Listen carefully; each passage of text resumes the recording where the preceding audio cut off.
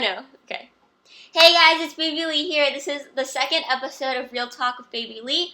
And on today's episode, we are going to be interviewing Mike Cirker, who is the CEO of Alpha Industries. Alpha Industries is known for their bomber jackets. You may have seen them on celebrities like Hailey Bieber, Justin Bieber, the Kardashians. They have the remove before flight tag on the jacket on the side of the arm. I will definitely show you some images later on in the video to show you what they look like, but that's on today's episode.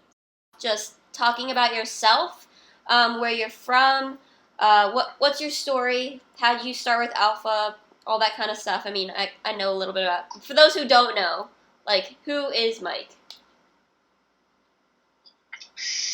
Who is Mike? Okay.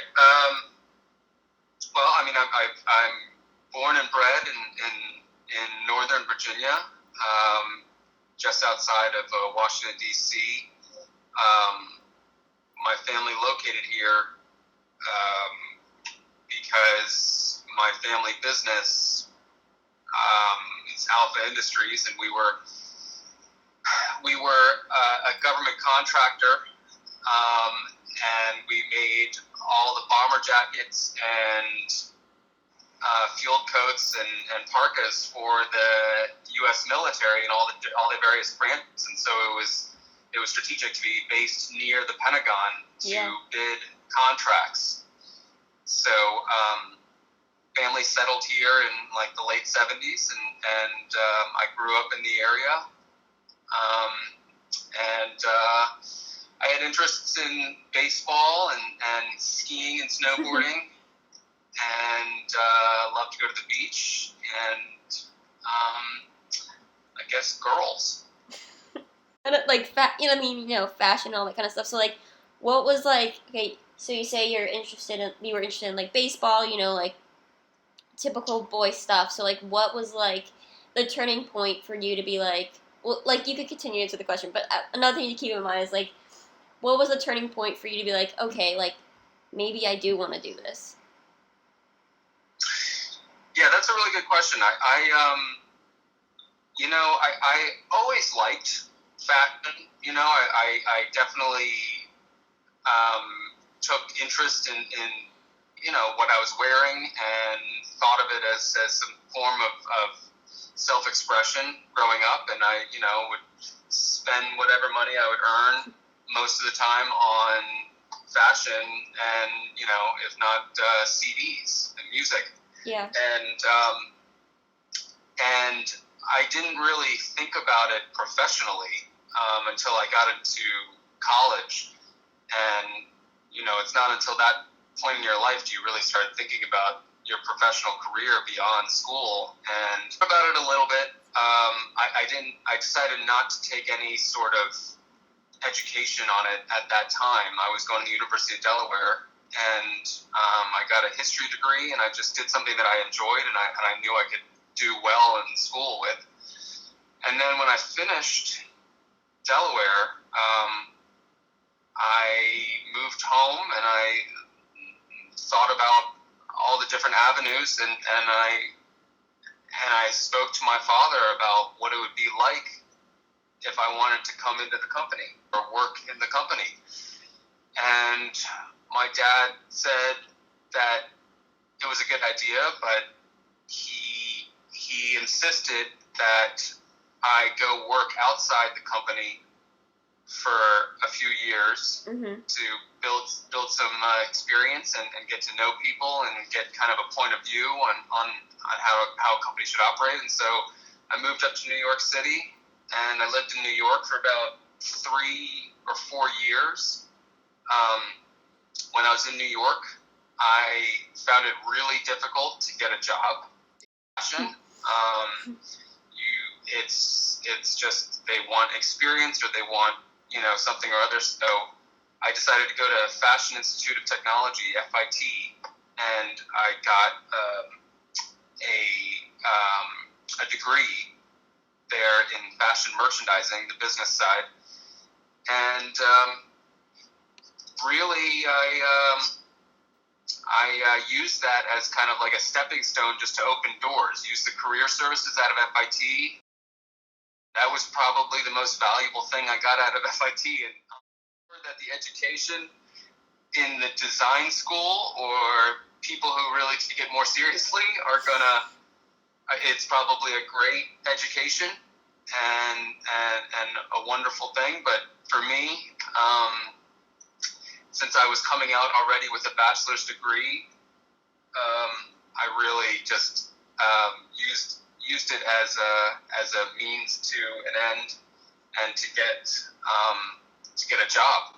Yeah. And it worked.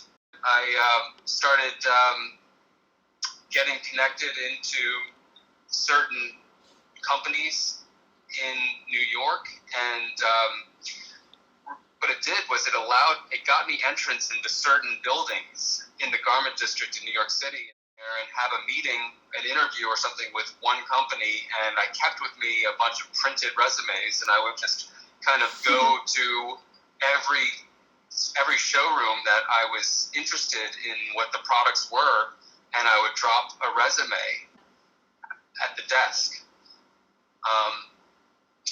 And it's funny because it led to my almost first job, and that was, I walked into a swimwear company, a little showroom, and it was a swimwear company, and I walked in and I dropped my resume, and this woman said, no, come in here and talk to me. What is it?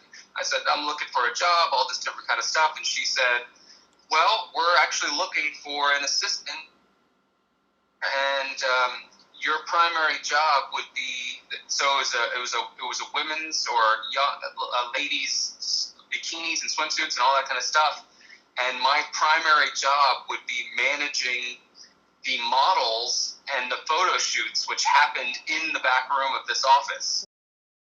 I leaned over and I said to the woman, I was like, so let me just get this straight. You want me to come in here and take care of the models, swimsuits, in their swimsuits, and help the photographers and orchestrate that whole thing, and that's my primary job, is photo shooting models?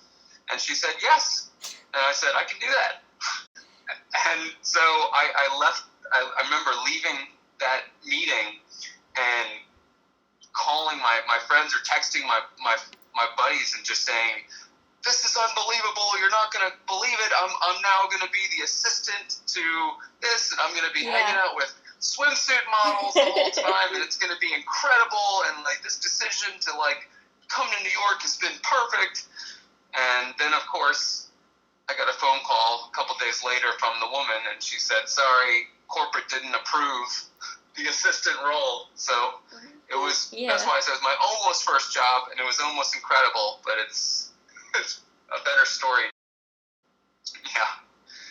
So yeah, no, I just worked, I worked for a bunch of different companies over the 3 years. I worked for an evening gown designer. I worked for a company that made, like, suits for women, like, not men's suits, but, like, women's suits targeting women in the South, church-going women. You know, they wear big hats and business for a bit.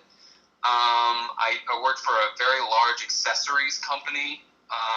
Mostly everything was in sales. I did a little bit of marketing and a little bit of product development. And that was it. And then my dad called me up one day and he said, are you ready? I could use you. And I was like, sure. And so he sent me to the London subsidiary. We had a subsidiary in London at the time. He sent me to work out of that office for about a year and a half. And that was an amazing experience for me, actually, because we found out during that time that the general manager of the London branch was actually stealing from the company. No and way. He was running his own fashion company under the Alpha umbrella. So Alpha was paying for all of his sample making and paying for all of his travel and cost of sales and all that different kind of stuff Alpha was paying for. And I kind of helped root out this crook that had a very big position in Alpha. Yeah. That's so terrible. that was like, wasn't good news, but it was cool that I was like, I could experience this. And it's just like, you learn a lesson that, I mean, this man worked with my father for 10 or 15 years. He was the nicest guy. But underneath it all, he had his other things going. And it's just kind of always put in me that, like, you know, you trust people as much as you can. But don't be surprised when certain things go awry. Right. Man.